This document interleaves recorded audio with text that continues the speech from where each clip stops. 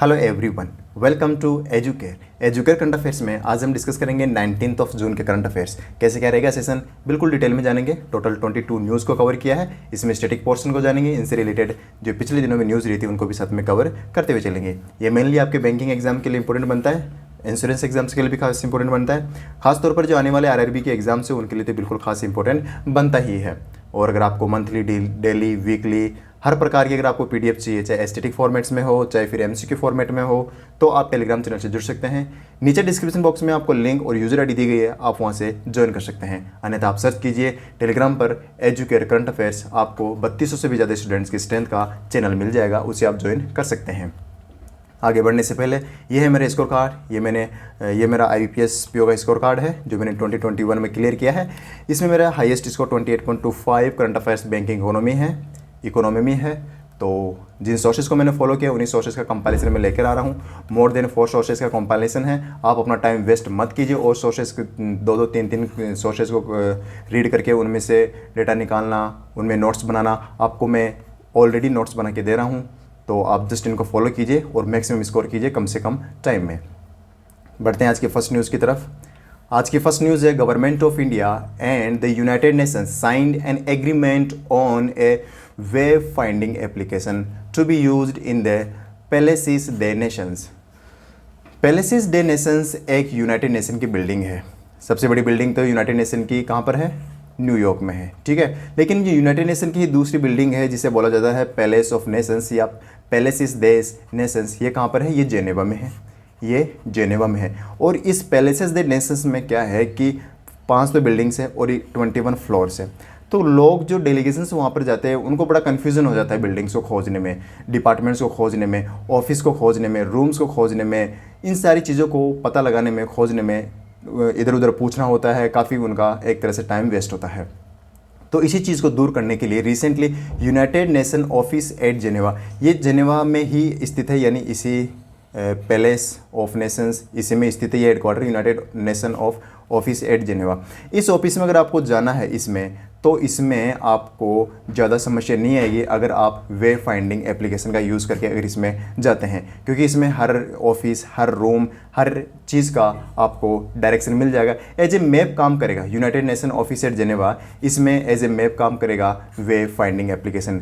Important इसमें यह बनता है कि ये वेब फाइंडिंग एप्लीकेशन बना कौन रहा है? इंडिया बना रहा है, इसलिए इंपॉर्टेंट बनता है। और इंडिया का एक गिफ्ट है टू द यूनाइटेड नेशन, ये यूनाइटेड नेशन को गिफ्ट दिया जाएगा इंडिया की तरफ से वेब फाइंडिंग एप्लीकेशन। तो ये एक शोकेस करता है कि इंडिया की जो टेक्नोलॉजी है कितनी आगे है, ये भी कहीं पीछे नहीं है, बहुत आगे है ये भी। तो इसी पर्पज़ के लिए ये आज़ादी के अमृत महोत्सव जो 75 साल हो गए देश को 2020 में, इसी को सेलिब्रेट करते हुए ये एप्लीकेशन एज ए गिफ्ट दी जा रही है यूनाइटेड नेशन को।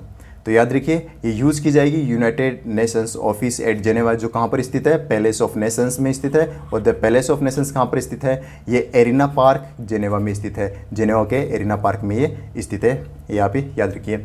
और ये वेब फाइंडिंग एप्लीकेशन बनाएगा कौन? Centre for development of telematics, ये डिपार्टमेंट ऑफ टेलीकम्युनिकेशन के अंतर्गत आता है, मिनिस्ट्री ऑफ टेलीकम्युनिकेशन के अंतर्गत आता है। और यही इसे बना रहा है, जिसे हेड किया जाता है अश्विनी वैष्णव के द्वारा। अगली न्यूज़ है, migration in India 2021 report released by the ministry of statics and programme implementation, in short MoSPI के द्वारा ये रिपोर्ट रिलीज़ की गई जिसका नाम है माइग्रेशन इन इंडिया 2020-2021। और इस रिपोर्ट में ये बताया गया है कि जो अर्बन एरियाज़ में कितना माइग्रेशन हो रहा है, रूरल एरियाज़ में कितना माइग्रेशन हो रहा है। तो इस रिपोर्ट का कहना है कि रूरल एरियाज़ में तो हो रहा है 26% की ग्रोथ हो रही है माइग्रेशन में, और जो अर्बन एरियाज़ है इसमें 34.9% की जो ग्रोथ है उसके हिसाब से माइग्रेशन हो रहा है। और ओवरऑल अगर हम बात करें तो 28.9% है पूरी इंडिया में माइग्रेशन की रेट। और 2021 की रिपोर्ट के अनुसार, इसमें तो नहीं बताया कि ये डेटा 2021 की रिपोर्ट में बताया कि उत्तर प्रदेश में सबसे ज़्यादा माइग्रेशन हो रहा है, फिर उसके बाद बिहार, फिर वेस्ट बंगाल, फिर राजस्थान, ये स्टेट्स है जहाँ पे सबसे ज़्यादा माइग्रेशन आपको देखने को मिलेगा। नंबर की बात करें तो माइग्रेशन रूरल एरियाज में सबसे ज़्यादा यानी 21 करोड़ लोग माइग्रेट होते हैं, और इन द रूरल एरिया और अर्बन एरियाज़ में 11 करोड़ लोग माइग्रेशन का शिकार है, यानी माइग्रेट होते हैं इनकम का सोर्स ढूंढने के लिए। तो याद रखिए इस रिपोर्ट में total 35 state and union territories को इंक्लूड किया गया। एक union territories Andaman and Nicobar, इसको इसमें इंक्लूड नहीं किया गया। तो याद रखिए 35 स्टेट्स एंड यूनियन टेरिटरीज को इसमें इंक्लूड किया गया है। अगली न्यूज़ है, Dharmendra Pradhan and Anurag Thakur release the book Loktantra ke Swar and the Republican Ethics. Republican Ethics और लोकतंत्र के स्वर 2 बुक्स रिलीज़ की गई है। और ये इन बुक्स में क्या है, इस बुक्स में सिर्फ और सिर्फ रामनाथ कोविंद के जो सिलेक्टेड स्पीचेस है उनका कलेक्शन है। सिलेक्टेड जो स्पीच है उनका कलेक्शन है लोकतंत्र के स्वर और द रिपब्लिकन एथिक्स। और इसे रिलीज़ किया गया है ministry of skill and development and education minister Dharmendra Pradhan के द्वारा और sports minister and information broadcasting minister Anurag Thakur के द्वारा ये रिलीज़ की गई है दोनों बुक्स, याद रखिए। और ये इन बुक्स का 4th वॉल्यूम है जिसे रिसेंटली रिलीज़ किया गया है। रामनाथ कोविंद जो कि 14 नंबर के प्रेसिडेंट है, अब रिसेंटली इनका अपॉइंटमेंट यानी नए प्रेसिडेंट का अपॉइंटमेंट किया जाना है आने वाले टाइम में। अगली न्यूज़ है, Nitin Gadkari inaugurates industrial decarbonisation summit 2022 in New Delhi. Recently industrial decarbonisation summit host हुई और इसे इनोग्रेट किसने किया, नितिन गडकरी ने इसे इनोग्रेट किया। और ये होस्ट कहाँ पर हुई, न्यू दिल्ली में हुई। डायरेक्ट प्रश्न ये पूछा जाएगा इंडस्ट्रियल डीकार्बोनाइजेशन समिट किसने इनोग्रेट किया, तो आंसर बनेगा नितिन गडकरी के द्वारा किया गया। और इसका मकसद है कि to emphasise on maintaining equilibrium between the ecology, environment and development. इन तीनों को साथ में लेकर चलना है, ये मकसद है इस समिट का। तो याद रखिए ये रिसेंटली न्यू दिल्ली में इनोग्रेट हुई थी। अगली न्यूज़ पर बढ़ते हैं। अगली न्यूज़ है, Haryana signed a joint declaration with Israel on the water cooperation. Water cooperation के लिए रिसेंटली हरियाणा स्टेट गवर्नमेंट ने इजराइल के साथ एमओयू साइन किया है ताकि जो वाटर बॉडीज़ है, जो वाटर रिसोर्सेज है, उनका बेस्ट मैनेजमेंट किया जा सके एंड कैपेसिटी बिल्डिंग अच्छी बनाई जा सके वाटर के रिगार्डिंग। तो इसी के रिगार्डिंग इजराइल के साथ एमओयू साइन किया गया। और रिसेंटली इंडिया ने इजराइल के साथ अपने जो 30 साल के डिप्लोमेटिक रिलेशनशिप्स है उनको कंप्लीट कर लिया है और इसी के ओकेज़न पर ये एमओयू साइन किया गया है। तो याद रखिए हरियाणा ने इजराइल के साथ एमओयू साइन किया गया है। और इजराइल आपको पता ही है ये बेस्ट कंट्री माना जाता है, one of the best country माना जाता है in the water conservation and best farming methods में। अगली न्यूज़ है, Tamil Nadu emerges as the largest state in micro finance loan portfolio. Simple शब्दों में ये समझ लीजिए कि छोटे छोटे लोन्स है या फिर जो गरीब लोग हैं उनको लोन देने में या लो इनकम हाउस होल्ड्स को लोन देने के मामले में कौन सा राज्य टॉपर है, तो तमिलनाडु टॉपर है। इसने सबसे ज़्यादा लोन दिया है, छोटे लोन्स, गरीबों को लोन और लो इनकम हाउस होल्ड्स को लोन। पिछले साल ये रिलीज़ ईयर वाइज नहीं है, ये रिपोर्ट है क्वार्टर वाइज, यानी जो फाइनेंशियल ईयर 2020 का जो लास्ट क्वार्टर है, 4th क्वार्टर, इसकी ये रिपोर्ट है। जो 3rd क्वार्टर की जो रिपोर्ट थी उसमें वेस्ट बंगाल टॉप पर था, लेकिन अब वेस्ट बंगाल से आगे कौन आ गया, तमिलनाडु। तो ये लेटेस्ट रिपोर्ट है, यानी जो लास्ट क्वार्टर गया है उसकी रिपोर्ट है 4th ऑफ फाइनेंशियल ईयर 2022। तो इसमें टॉप किसने किया है, तमिलनाडु ने टॉप किया है, फॉलोड बाय वेस्ट बंगाल, फिर कर्नाटका, फिर उत्तर प्रदेश, फिर महाराष्ट्र इस लिस्ट में लास्ट में आता है आउट ऑफ 5। तो याद रखिए और कुछ खास आपके लिए इंपॉर्टेंट बनता नहीं है, सिर्फ इतना याद रखिए माइक्रो फाइनेंस लोन पोर्टफोलियो में टॉप किसने किया है, तमिलनाडु ने इसे टॉप किया है। अगली न्यूज़ है, ISRO inaugurated new spacecraft manufacturing facility of Ananth technologies in Bengaluru. ISRO ने रिसेंटली क्या किया है कि जो इसके अंडर काम करती है एक अनंत टेक्नोलॉजीज़, इसकी कई मैन्युफैक्चरिंग यूनिट्स हैं। तो इसकी एक नई यूनिट्स को लॉन्च किया गया है बेंगलुरु में। और ये बनाती क्या है, ये बनाती है जो एरोस्पेस से रिलेटेड इक्विपमेंट्स है, एरोस्पेस इंडस्ट्री से रिलेटेड जो इक्विपमेंट्स है वो बनाने का काम करती है, यानी स्पेसक्राफ्ट्स बनाने का काम करती है ये अनंत टेक्नोलॉजीज़। और इसी की एक मैन्युफैक्चरिंग फैसिलिटी ओपन की गई, कहाँ पर, बेंगलुरु में। याद रखिए ये इनोग्रेट किया गया डॉक्टर एस सोमनाथ के द्वारा, जो कि चेयरमैन है इसरो के, इंडियन स्पेस रिसर्च ऑर्गेनाइजेशन में ये चेयरमैन है। तो याद रखिए। और अनंत टेक्नोलॉजीज़ की बात करें तो इसकी स्थापना 1992 में हुई थी और ये एक मैन्युफैक्चरिंग सिस्टम है फॉर इंडियन एरोस्पेस।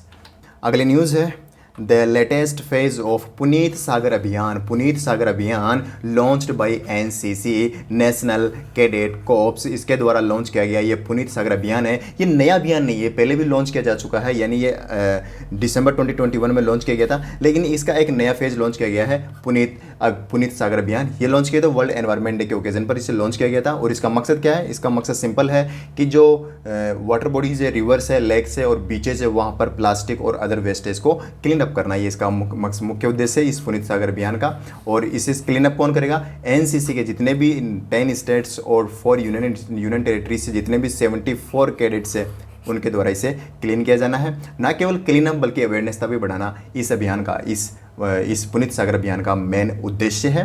तो याद रखिए ये किसका है? ये पुनीत सागर अभियान ये एनसीसी का है अभियान है। एनसीसी की स्थापना हुई थी 1948 में, इसकी स्थापना हुई थी, ये भी याद रखिए। और एनसीसी का जो मेन लोगो है यूनिटी एंड डिसिप्लिन इसका लोगो है, तो लोगो खास इंपॉर्टेंट बनता है, याद रखिए। 1 नंबर का प्रश्न स्टैटिक में पूछा जा सकता है। एनसीसी का लोगो यानी मोटो यूनिटी एंड डिसिप्लिन। अगली न्यूज़ है direct to mobile technology. Direct to mobile technology tested recently by department of telecommunications. Department of telecommunication जो मिनिस्ट्री ऑफ टेलीकम्युनिकेशन के अंतर्गत आती है, और इसने जैसे डायरेक्ट टू होम होता है, डीटीएच आपने सुना direct to home, Tata Sky की जो डीटीएच है या एयरटेल की किसी भी कंपनी की, तो डायरेक्ट टू होम फैसिलिटी वैसे ही डायरेक्ट टू मोबाइल भी एक टेक्नोलॉजी होनी चाहिए, यानी बिना इंटरनेट के भी हम मोबाइल में यानी सीरियल्स देख सकते हैं, फिल्म्स देख सकते हैं, कुछ भी देख सकते हैं डायरेक्ट टू मोबाइल। यानी एज ए टाटा स्काई काम करेगा, एज ए डीटीएच काम करेगा mobile to direct to mobile में भी, बिना इंटरनेट के भी आप यूज़ कर सकते हैं। तो ये अभी रिसेंटली टेस्ट की गई है, ये अभी आई नहीं है, अभी टेस्ट की गई है। और इसे टेस्ट किया गया था अश्विनी वैष्णव के द्वारा, यानी ministry of communication information technology के द्वारा। तो याद रखिए डायरेक्ट टू मोबाइल। अगली न्यूज़ है cache launches industries first instant credit line on WhatsApp. अगर आपको लोन चाहिए, इंस्टेंट चाहिए, तो आप व्हाट्सएप पे जाइए और इनका जो एक पर्टिकुलर नंबर बताया गया है कैसे के द्वारा, उस कैसे पे जाइए और आप सिंपल हाई लिख के भेज दीजिए, आपको उनका ऑटोमेटिक रिस्पॉन्स आएगा। यानी आर्टिफिशियल इंटेलिजेंस बेस्ड ये इंस्टेंट क्रेडिट लाइन है। और इस प्रकार का लॉन्च करने वाला पहला यानी एनबीएफसी बन गई है, नॉन बैंकिंग फाइनेंशियल कंपनी बन गई है कैसे, जो कि रिजर्व बैंक ऑफ इंडिया के अंतर्गत रजिस्टर है। तो ऐसा करने वाली पहली कैसे बन गई है जो आर्टिफिशियल बेस्ड लोन प्रोवाइड करेगा ऑन व्हाट्सएप। तो याद रखिए कैसे, और इसका पर्टिकुलर कोई हेडक्वार्टर तो नहीं है क्योंकि ये डिजिटल लोन प्रोवाइड करने का काम करती है, बाकी मेन इसकी ब्रांच गुरुग्राम में है, याद रखिए। और ये मेनली सैलरीड जो पर्सन होते हैं उनके लिए लॉन्च की गई। 24/7 ये सुविधा उपलब्ध है, ये कैसे की instant credit line on WhatsApp. अगली न्यूज़ है Canara HSBC OBC life insurance rebranded as Canara HSBC life insurance. Simple इसमें से ओरिएंटल बैंक ऑफ कॉरपोरेशन को इसको हटा दिया गया क्योंकि oriental bank of corporation recently Punjab national bank में मर्ज हो चुका है। ना केवल OBC बल्कि यूनियन बैंक ऑफ इंडिया भी इसमें मर्ज हो चुका है। और इसके बाद ये second largest government owned bank बन गया है, यानी पब्लिक सेक्टर बैंक बन गया है SBI के बाद। तो रिसेंटली क्या हुआ, कैनरा HSB OBC जो कि तीनों का एक जॉइंट वेंचर था, अब इसका जो स्टेक है ये किसके पास चला गया है, ये चला गया है पंजाब नेशनल बैंक के पास। और अब हो गया कैनरा बैंक के पास 51% स्टेक और HSBC के पास 26 और पंजाब नेशनल बैंक के पास 23% स्टेक हो गया है। तो याद रखिए कैनरा HSBC में से OBC oriental bank of corporation को हटा दिया गया है। और ये अमालगेशन हुआ था 1 अप्रैल 2020 को, ये भी आप याद रख लीजिए। अगली न्यूज़ है world competitiveness index 2022 release recently, और इंडिया की इसमें रैंक रही है 37। इंडिया की रैंक कितनी रही है? 37 इसमें इंडिया की रैंक रही है। टॉप किसने किया है? डेनमार्क ने इसने टॉप किया है, स्विट्जरलैंड इस पर सेकेंड पोजीशन पर है, सिंगापुर थर्ड पर है और स्वीडन फोर्थ पर है। ये तो हो गई वर्ल्ड वाइड ग्लोबली। अगर एशिया पॉइंट ऑफ व्यू से बात करें तो सिंगापुर टॉप पर है, सेकंड पर है हांगकॉन्ग, थर्ड पर ताइवान, फिर चाइना इस लिस्ट में आते हैं, फिर उसके बाद ऑस्ट्रेलिया, फिर इंडिया। और ये वर्ल्ड कॉम्पिटिटिव इंडेक्स ये रिलीज़ किया गया था 333 कॉम्पिटिटिव क्राइटेरियाज के बेस पर ये रिलीज़ किया गया था। याद रखिए इंडिया की रैंक 37 है और ये इसका 34th एडिशन है वर्ल्ड कॉम्पिटिटिवनेस इंडेक्स का, और इंडिया की रैंक 37 है। बस रटने के सिवाय आपके पास कोई ऑप्शन नहीं है। डेनमार्क ने टॉप किया है, सेकंड पर स्विट्जरलैंड, फिर सिंगापुर और स्वीडन। एशिया की बात करें तो एशिया में सिंगापुर ने टॉप किया है। और अगर हम बात करें हेडक्वार्टर की तो इसे लॉन्च किया गया था, यानी रिलीज़ किया गया था international institute for management of development इसके द्वारा इसे रिलीज़ किया गया था और इसका हेडक्वार्टर लॉजेन और सिंगापुर दो जगह पर है, दो जगह पर इसका हेडक्वार्टर है, लॉजेन एंड सिंगापुर में। अगली न्यूज़ है global skills report 2022, India ranked 68 position globally.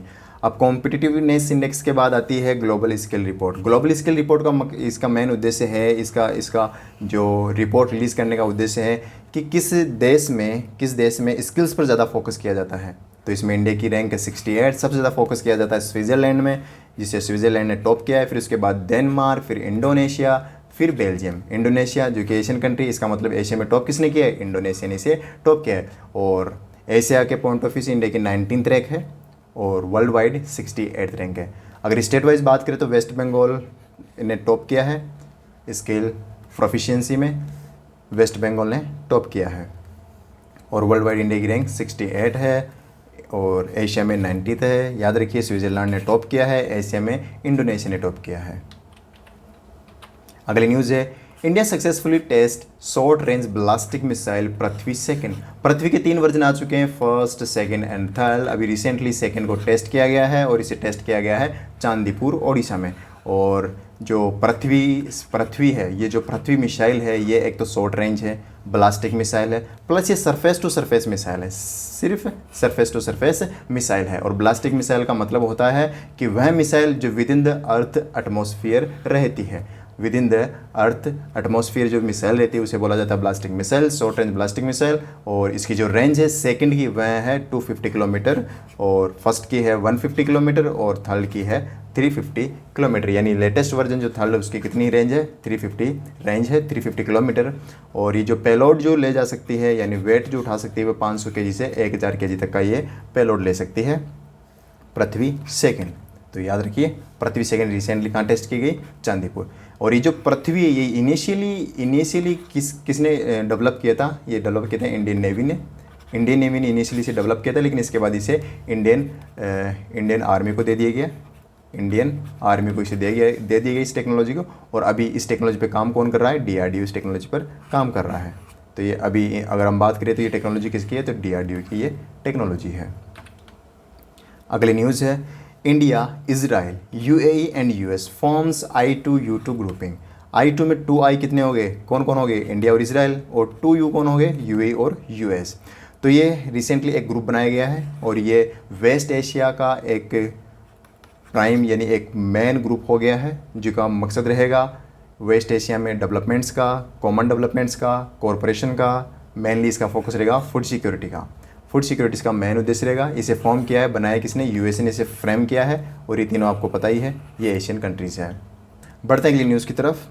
अगली न्यूज़ है BRICS part NIR innovation centre है signed an MOU with BRICS bank. BRICS bank आपको पता ही है कि ये पहले तो 5 कंट्रीज़ का एक समूह था, उसके बाद और कंट्रीज़ को इंक्लूड कर दिया गया, अब ये 9 कंट्रीज़ का ग्रुप हो गया है। और ब्रिक्स बैंक को न्यू डेवलपमेंट बैंक्स भी कहा जाता है। अब इसने रिसेंटली किसके साथ MOU साइन किया है, BRICS part NRI innovation centre के साथ। ये भी ब्रिक्स के द्वारा ही बनाए गए इनोवेशन सेंटर है और इस दोनों ने भी MOU साइन किया है। अगर हम बात करें ब्रिक्स पार्ट NRI इनोवेशन की, तो इसकी फुल फॉर्म बनती है BRICS partnership on new industrial revolution. ये इसकी फुल फॉर्म बनती है इनोवेशन सेंटर। इसका मकसद है जो ब्रिक्स कंट्रीज़ है उनमें न्यू इंडस्ट्रियल रिवोल्यूशन लाना, यानी न्यू इंडस्ट्री जो टेक्नोलॉजी है, जो ईरा है, उसको फॉलो करना। ये BRICS part NIR innovation centre का मेन उद्देश्य है। और इसे रिसेंटली ब्रिक्स कंट्रीज़ के द्वारा 2020 में बनाया गया था। और इसे कहाँ ओपन किया गया, यानी इसका हेडक्वार्टर कहाँ पर है, शियामेन में इसका हेडक्वार्टर, जो भी कहाँ पर है, जो चाइना में है। और इसका जो MOU साइन किया है, इसका फिर से यही मेन टारगेट है कि जो ब्रिक्स कंट्रीज़ हैं उनमें यानी जो कॉमन डेवलपमेंट्स है उन पर ध्यान दिया जाए, ये इसका मेन मकसद है। तो याद रखिए BRICS part NIR innovation centre ने किसके साथ MOU साइन किया है, ब्रिक्स बैंक के साथ, यानी NDB के साथ MOU साइन किया है, न्यू डेवलपमेंट बैंक के साथ MOU साइन किया है। और न्यू डेवलपमेंट बैंक इसका हेडक्वार्टर शंघाई में है, याद रखिए। और ब्रिक्स में 9 कंट्रीज शामिल हो चुकी है, अभी रिसेंटली नई कंट्रीज़ को भी इंक्लूड कर लिया गया है, ब्राज़ील, रसिया, चाइना, इंडिया। ये जो फाउंडिंग कंट्रीज़ हैं ब्रिक्स की। उसके बाद साउथ अफ्रीका काफ़ी समय पहले इंक्लूड कर लिया गया था। फिर उसके बाद इजिप्ट, यूएई, उरुग्वे, बांग्लादेश, इन सभी को इंक्लूड कर लिया गया और अब टोटल 9 कंट्रीज़ हो गई है ब्रिक्स में। अगली न्यूज़ है, US announces $122 million aid to India to address disease threats. जो इंडिया में जो डिजीज़ है, यानी इंडिया में क्या, जो कुछ जैसे कई डिजीज़ है जो इंडिया में अगर फॉर्म्स होती है, अगर निकलती है, तो उस डिजीज़ को वहीं पर प्रिवेंट कर देना, वहीं पर रोक देना, इस चीज़ के लिए 122 मिलियन डॉलर का अमाउंट दिया है यूएस ने। यानी जो early detection of disease threats है उनको पहले रोक लेना और उनका रैपिड इफेक्टिव रिस्पॉन्स करना, अवॉइड करना एपिडेमिक्स को। एपिडेमिक्स होने से पहले उनको रोक देना, ये टारगेट रखा गया है इस बजट का और इसे अनाउंस किया यूएस के द्वारा। किसे दिया गया है? इंडिया को दिया गया है, टू एड्रेस डिजीज़ थ्रेट्स। नई नई बीमारियाँ जो उत्पन्न हो गई उन्हें रोकने के लिए अमाउंट दिया गया है।